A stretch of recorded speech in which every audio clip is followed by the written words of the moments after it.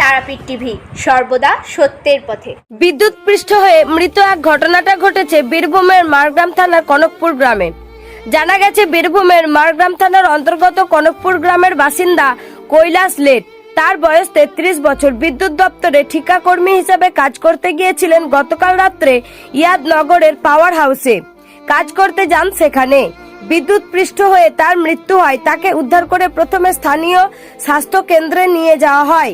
স্বাস্থ্য কেন্দ্র থাকা সত্ত্বেও শারীরিক অবস্থার অবনতি ঘটে, ফলে তাকে রামপুরহাট মেডিকেল কলেজ ও হাসপাতালে স্থানান্তরিত করা হয়। সেখানে তার মৃত্যু ঘটে। স্থানীয় সূত্রে জানা গেছে, দীর্ঘদিন ধরে বিদ্যুৎ দপ্তরে ঠিকাকর্মী হিসেবে কাজ করতেন কৈলাস লেট।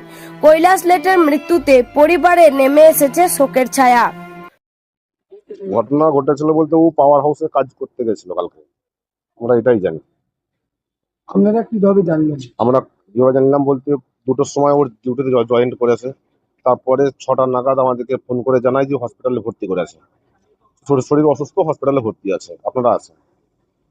কি হয়েছিল? ওরা আমরা ফোনে যখন জানতে জিজ্ঞাসা করলাম কি হয়েছে ওর, এখন ভালো ছেলে গেল, তখন যে বলছে আপনারা আছেন, ওর স্ট্রোক হয়ে গেছে। আমরা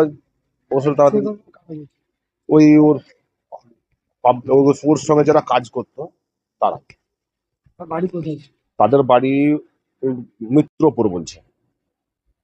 যে মারা গেছে তার নাম কি? কৈলাস লেট, তার বাড়ি কনকপুর। আপনি কি হচ্ছেন? আমি ওই গ্রামের ছিল। আপনার নাম? আমার নাম Meher Das. Bureau report, Tarapith TV.